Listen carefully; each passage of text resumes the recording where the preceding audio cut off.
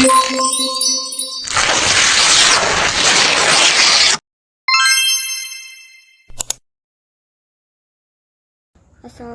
warahmatullahi wabarakatuh. Perkenalkan, kami dari kelompok 13 yang beranggotakan saya sendiri Tasya Rifdiandani dengan NIM 21053191 dan rekan saya Sofia Iwangga dengan NIM 21053185.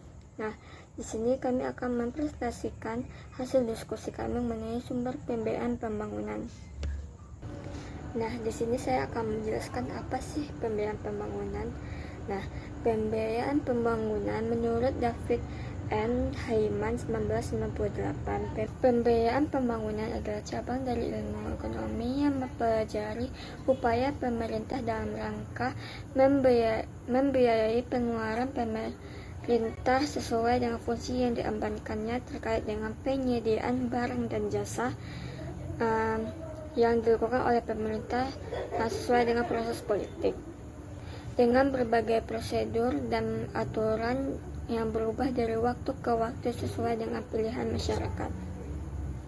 Nah, selanjutnya ada dua jenis pembiayaan, yaitu pembiayaan konvensional dan pembiayaan non konvensional.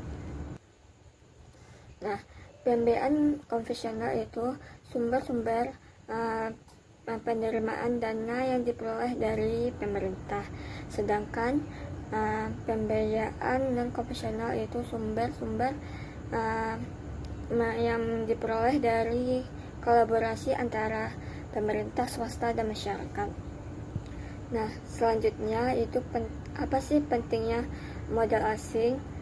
Nah, pentingnya modal asing itu masuknya modal baru untuk membantu mendanai sektor-sektor yang kekurangan dana sehingga membuka lapangan kerja yang baru dan angka pengangguran menjadi berkurang. Saya Sylvia Iwangga. Di sini saya akan melanjutkan hasil diskusi kami yang sudah dijelaskan tadi oleh teman saya, yaitu Tasya.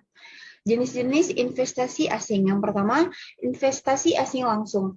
Investasi asing langsung adalah dukungan jangka panjang oleh suatu negara pada negara lain dalam bidang manajemen, perusahaan patungan, transfer teknologi, dan konsultasi pakar.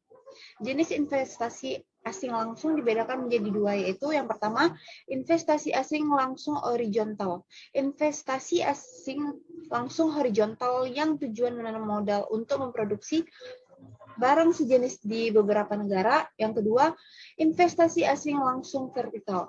Investasi asing langsung vertikal adalah kegiatan penanaman modal di negara yang menawarkan biaya produksi rendah.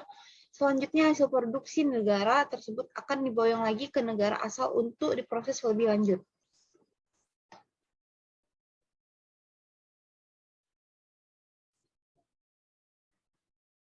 Yang kedua, investasi asing tidak langsung. Investasi asing tidak langsung lebih kepada menanamkan modal dalam bentuk portofolio atau aset finansial. Contoh investasi asing tidak langsung seperti investasi saham, surat utang atau obligasi, dan atau efek lainnya. Manfaat investasi asing. Yang pertama, masuknya modal baru untuk membiayai berbagai sektor yang kekurangan dana. Yang kedua, membuka lapangan kerja baru sehingga angka pengangguran berkurang. Dan yang ketiga, meningkatkan pendapatan negara melalui pajak. Analisis bantuan bersyarat dan tidak bersyarat. Yang pertama, bantuan tunai bersyarat.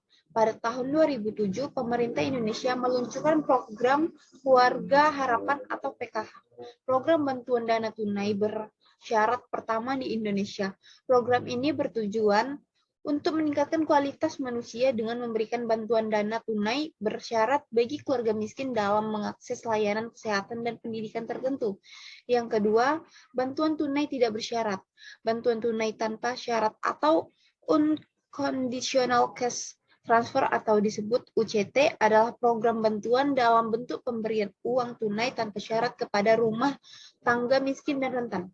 Salah satu bentuk UCT di Indonesia berupa bantuan langsung sementara masyarakat atau BLSM yang disalurkan untuk mempertahankan daya beli rumah tangga miskin dan rentan akibat kenaikan harga bahan bakar minyak atau BBM.